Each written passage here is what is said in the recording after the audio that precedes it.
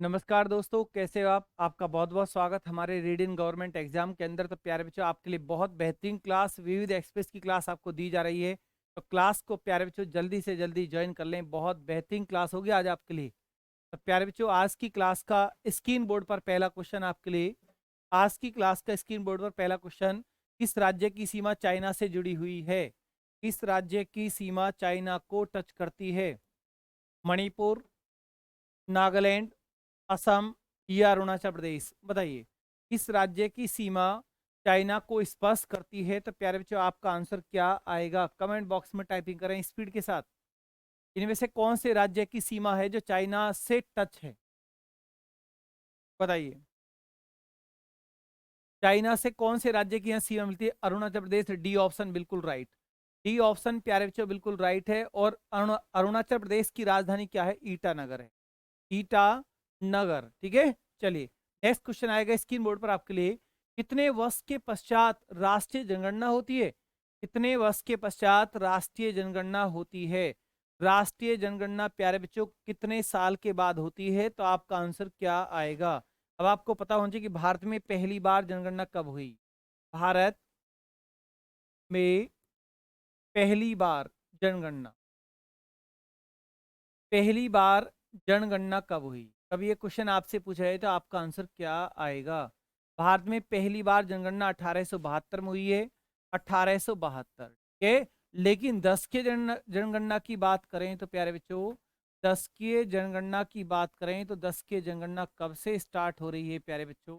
10 के जनगणना की जो शुरुआत है वो 1881 है। 1881 मेरे प्यारे बच्चों। तो यहाँ पर आपका सही आंसर क्या आएगा? भारत में राष्ट्रीय जनगणना 10 साल बाद होती है। और कब से स्टार्ट हुई थी? 1881। और पहली बार पूछेगा तो जनगणना कब हुई? 1872 में। और 10 की जनगणना पहली बार, अगर पूछा कि प्रथम बार 10 की जनगणना भारत में कब से स्टार्ट हो रही है तो आपको 1881 आपको लगा देना है, ठीक है। चलिए, question number third screen board पर आपके लिए आएगा प्यारे बच्चों। क्वेश्चन नंबर थर्ड, काजीरंगा राष्ट्रीय park, Kaziranga national park Bharat के कौन से राज्य में अपनी पोजीशन लिए हुए है? तो प्यारे बच्चों, आपका आंसर क्या आएगा? क्या ओडिशा, महाराष्ट्र, असम या इनमें से कोई नहीं? ठीक है। तो प्यारे बच्चों, आपको पता होना चाहिए कि ओडिशा के अंदर सिमलीपॉल राष्ट्रीय उद्यान, सिमलीपॉल लिख सकते हो आप। सिमलीपॉल राष्ट्रीय उद्यान यहाँ पर है। भीतरकनिका भी यहाँ पर है। भीतरकनिका भी आपका ओडिशा के अंदर ही है, ओके। और यहाँ पर सही आंसर आपका क्या आएगा? असम आपको लगाना है। सी ऑप्शन बिल्कुल राइट। अब ये जो काजीरंगा है ये किसके लिए प्रसिद्ध है? एक श्रृंगी गैंडे के लिए प्रसिद्ध है प्यारे बच्चों। एक श्रृंगी गैंडे, एक श्रृंगी गैंडे यहाँ पर मिलते हैं, इनके लिए प्रसिद्ध है। तो आप इसको भी आप नोट करें, बेहतरीन क्वेश्चन है। और एग्जाम में कई बार ये क्वेश्चन आपसे पूछा गया है। तो किसी प्यारे बच्चे का आज के बाद ये क्वेश्चन गलत नहीं होना चाहिए। चलिए, नेक्स्ट क्वेश्चन स्क्रीन बोर्ड पर आपके लिए। क्वेश्चन नंबर 4 स्क्रीन बोर्ड पर, ऑपरेशन फ्लड का संबंध किससे है? ऑपरेशन फ्लड का संबंध किससे है? तो प्यारे बच्चों, आपका आंसर क्या आएगा? ऑपरेशन फ्लड का संबंध क्या तमिलनाडु से है, बाढ़ नियंत्रण से, दूध का आयात से है या डेयरी विकास से है? तो आपका सही आंसर क्या आएगा? क्वेश्चन नंबर 4 स्क्रीन बोर्ड पर आपके लिए। तो प्यारे बच्चों, आपका आंसर क्या आएगा? कमेंट बॉक्स में एक बार टाइपिंग करें स्पीड के साथ। ऑपरेशन फ्लड का संबंध डेयरी विकास से, किससे? डी ऑप्शन बिल्कुल राइट, डेयरी विकास आपको लगा देना है। किससे है प्यारे बच्चों? डेयरी विकास से ऑपरेशन फ्लड का संबंध है। और श्वेत क्रांति का संबंध किससे? दुग्ध उत्पादन से। श्वेत क्रांति का मतलब भी क्या है? श्वेत क्रांति का संबंध किससे है? दुग्ध उत्पादन से है। दुग्ध उत्पादन आप लिख दीजिए, दुग्ध उत्पादन। और उसी का ही एक अभियान है ऑपरेशन फ्लड। चलिए, नेक्स्ट क्वेश्चन, धान की खेती के लिए उत्तम मिट्टी कौन सी होती है? धान की खेती के लिए सबसे बेस्ट मिट्टी कौन सी होती है? तो जैसे चार ऑप्शन आपके लिए, सख्त मिट्टी, काली मिट्टी, दोमट मिट्टी या लाल मिट्टी। कमेंट बॉक्स में टाइपिंग करें। क्वेश्चन नंबर 5 बहुत बेहतरीन क्वेश्चन होगा प्यारे बच्चों आपके लिए। तो आपका सही आंसर क्या आएगा? धान की खेती के लिए कौन सी मिट्टी सबसे उत्तम होती है? आंसर लगा दीजिए प्यारे बच्चों। धान की खेती के लिए सबसे उत्तम मिट्टी इन चार में से कौन सी है? तो आपका आंसर क्या आएगा? दोमट मिट्टी, सी ऑप्शन आपको लगा देना है। काली मिट्टी के अंदर कपास की खेती, कपास की खेती इसमें अच्छी होती है। कपास की खेती, कपास की खेती कौन सी मिट्टी में अच्छी होती है? काली मिट्टी में अच्छी होती है। तो नेक्स्ट क्वेश्चन स्क्रीन बोर्ड पर आपके लिए, कौन से भारतीय शहर हैवी इलेक्ट्रिकल से संबंधित है? नागपुर, रायपुर, भोपाल या लखनऊ? कमेंट बॉक्स में टाइपिंग करें स्पीड के साथ। नागपुर, रायपुर, भोपाल या Lucknow? Question number 6 screen board पर है आपके लिए। क्वेश्चन नंबर 6 आपका, भारतीय शहर हैवी इलेक्ट्रिकल्स कहाँ पर है प्याचो? यहाँ पर आपका सी ऑप्शन भोपाल आपको लगा देना है। भोपाल मध्य प्रदेश की राजधानी है, ठीक है। चलिए, राष्ट्रीय पर्यावरण पर्यावरण शोध संस्थान नागपुर में, ये आप यहाँ पर राष्ट्रीय पर्यावरण शोध संस्थान, राष्ट्रीय पर्यावरण शोध संस्थान प्यारे बच्चों कहाँ पर है? नागपुर के अंदर है। शोध संस्थान नागपुर के, ओके। चलिए नेक्स्ट क्वेश्चन आएगा स्क्रीन बोर्ड पर, भारत में हरित क्रांति, भारत में हरित क्रांति का श्रेय जिस विख्यात कृषि औद्योगिक को जाता है उसका नाम क्या है? आर वेंकट रमन या सीताकांत महापात्र या डॉक्टर वर्गीस कुरियन या जयंत नौर्लीकर? तो क्वेश्चन नंबर 7 स्क्रीन बोर्ड पर, तो प्यारे बच्चों आपका आंसर क्या आएगा? कमेंट बॉक्स में टाइपिंग करें स्पीड कर। Doctor Verghese Kurien, C option बिल्कुल आपका राइट है। सी ऑप्शन आपका राइट है। श्वेत क्रांति के जनक भी डॉक्टर वर्गीस कुरियन है। राणा प्रताप सागर का संबंध किससे है? सौर ऊर्जा से है या सिंचाई से है, ये नाभिकीय ऊर्जा से है या जल विद्युत से है? आपका आंसर क्या आएगा? कमेंट बॉक्स में एक बार टाइपिंग करें स्पीड के साथ प्यारे बच्चों कि आपका राणा प्रताप सागर का संबंध किससे है। कमेंट बॉक्स में टाइपिंग करें। क्वेश्चन नंबर 8 स्क्रीन बोर्ड पर आपके लिए, क्वेश्चन नंबर 8, राणा प्रताप सागर, अगर बात करें तो राणा प्रताप सागर लिख सकते हैं प्यारे बच्चे आप, राणा प्रताप सागर,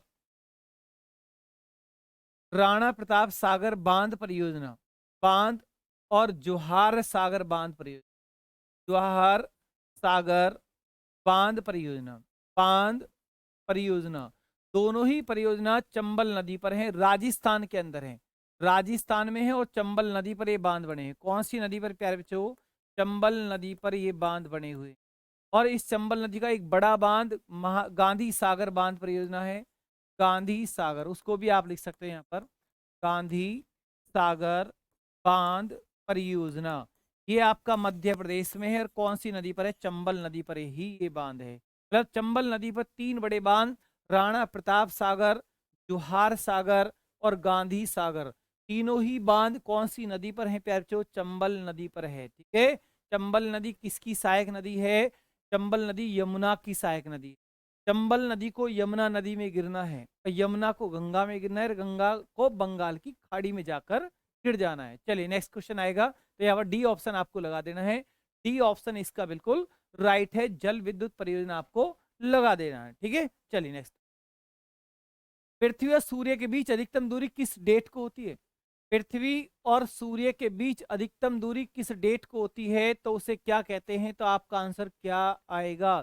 पृथ्वी और सूर्य के बीच अधिकतम दूरी, न्यूनतम दूरी 3 जनवरी को होती है और अधिकतम दूरी की बात करें तो 4 जुलाई को होती है। तो पैचो सी ऑप्शन बिल्कुल आपका राइट है, जिनको हम पेरीफेलियन और अफेलियन बोलते हैं, मतलब उपसोर और अपसोर कहते हैं, ठीक है। चलिए नेक्स्ट क्वेश्चन, भारत के राज चिन्ह में प्रयुक्त होने वाले शब्द सत्यमेव जयते किस उपनिषद, मतलब सत्यमेव जयते कौन से उपनिषद से लिया गया है? क्वेश्चन का मतलब बताओ प्यारे बच्चों, सत्यमेव जयते कौन से उपनिषद से लिया गया है? तो आपका आंसर क्या आएगा? कमेंट बॉक्स में एक बार टाइपिंग करें स्पीड के साथ।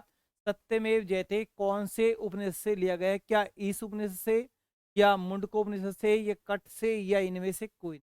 आपकी टाइपिंग की स्पीड रुकनी नहीं चाहिए और आंसर आना चाहिए। तो इसका सही आंसर है बी ऑप्शन, बिल्कुल राइट लगा रहे हो आप, मुंडकोपनिषद से लिया गया है। अगर क्वेश्चन एग्जाम आ रही कि मुंडकोपनिषद कौन से वेद का उपनिषद है, कौन से वेद का उपनिषद है, अगर कभी ऐसे क्वेश्चन आए कि मुंडकोपनिषद कौन से वेद का उपनिषद है, तो प्यारे बच्चों आपका आंसर आएगा क्या आएगा? अथर्ववेद आपको लगा देना है। क्या लगा देना है? अथर्ववेद का ये उपनिषद है प्यारे बच्चों, ओके। चलिए नेक्स्ट क्वेश्चन आएगा, अब स्क्रीन बोर्ड पर आपके लिए, इस क्वेश्चन को आप नोट करें या आप इसका स्क्रीनशॉट भी आप कर सकते हैं। नेक्स्ट क्वेश्चन, गायत्री मंत्र किस पुस्तक से लिया गया है? ऋग्वेद से, सामवेद से, यजुर्वेद से या अथर्ववेद से? गायत्री मंत्र ऋग्वेद से लिया गया है। किससे लिया गया है प्यारे बच्चों? ऋग्वेद, ए ऑप्शन बिल्कुल राइट है। ठीक है, और गायत्री मंत्र किसको समर्पित है? समर्पित किसके लिए है?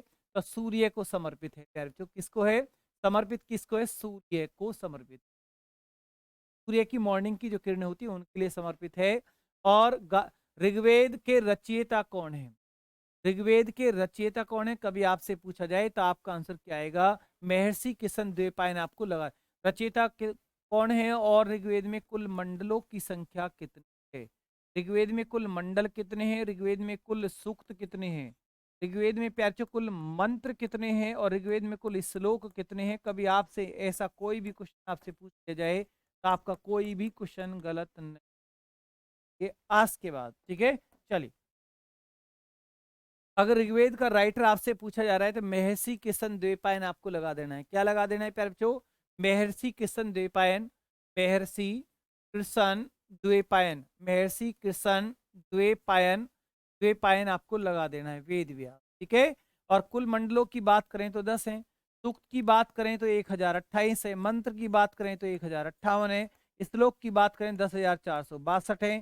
तो प्यारे बच्चों आप इनको नोट करें या इनका स्क्रीनशॉट भी आप ले सकते हैं। ठीक है, चलिए नेक्स्ट क्वेश्चन के साथ आगे बढ़ते हैं।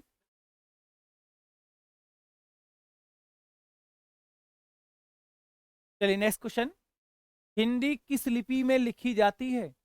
हिंदी किस लिपि में लिखी जाती है? जैसे सबसे पहली भाषा आई थी संस्कृत, प्यारे बच्चों संस्कृत के बाद आई पौली।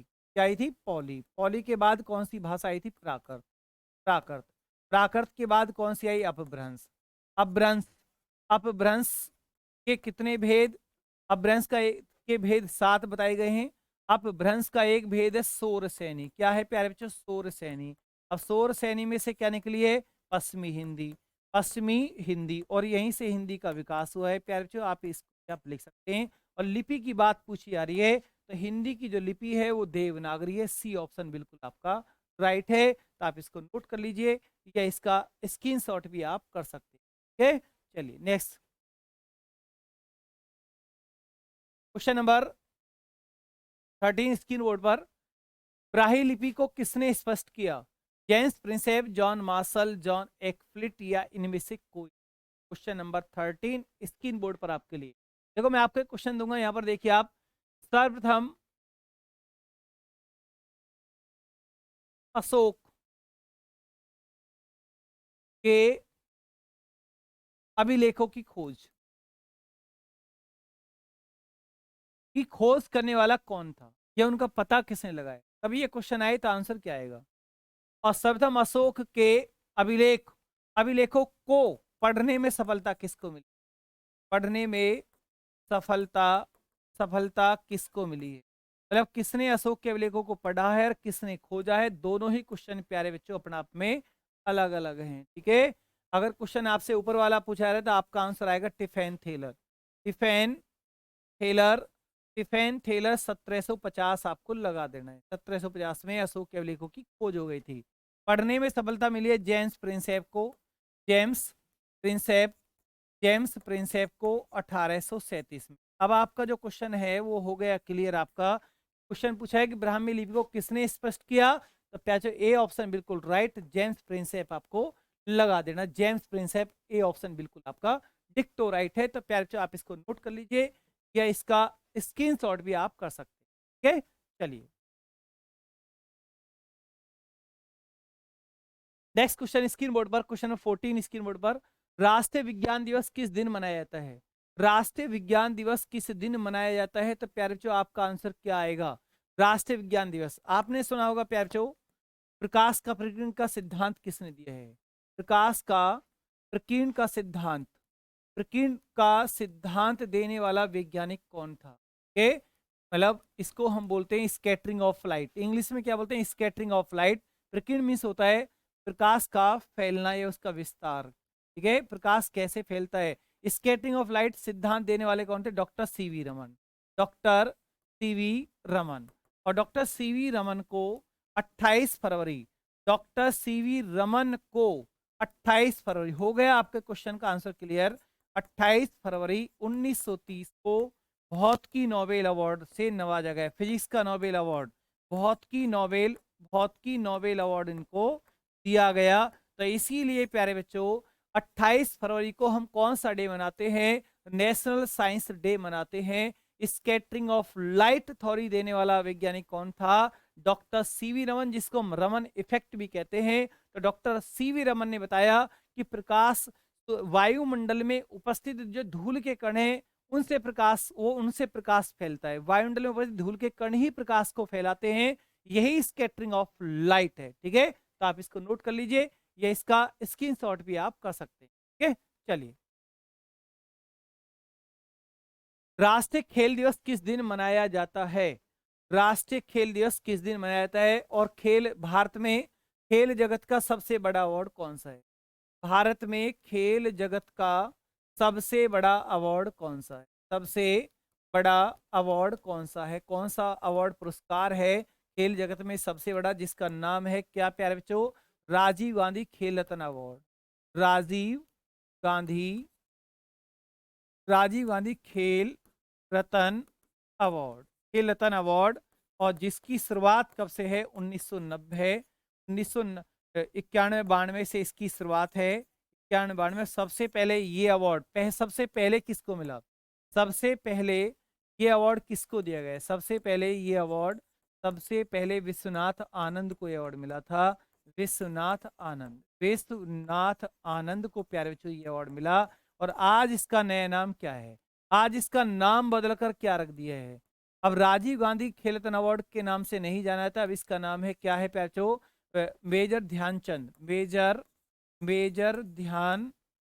ध्यानचंद खेल रत्न, ध्यानचंद खेल रत्न अवार्ड, खेल रत्न अवार्ड। और इस अवार्ड की प्यारे बच्चों धनराशि कितनी है? अगर इनामी धनराशि की बात करें तो इसकी जो इनामी धनराशि है वो 25 लाख है। कितनी है इनामी धनराशि प्यारे बच्चों? कितनी है? 25 लाख। कभी आपसे पूछा जाए तो आप लगा दीजिए 25 लाख। अब क्वेश्चन था कि राष्ट्रीय खेल दिवस कब मनता है? तो 29 अगस्त को किसकी जयंती है? ध्यानचंद की जयंती के उपलक्ष्य में खेल, मतलब 29 अगस्त को राष्ट्रीय खेल दिवस मनाया था। 29 अगस्त आपको लगा देना है। तो क्वेश्चन मैंने आपको टॉप 15 क्वेश्चन दिए हैं। तो प्यारे बच्चों आज का कंसेप्ट, आज की क्लास आपको कैसी लगी? क्लास अगर आपको अच्छी लगती है तो क्लास को आप लाइक एंड शेयर जरूर करें। तो प्यारे बच्चों मिलते हैं अब नेक्स्ट क्लास के साथ। धन्यवाद, गुड नाइट।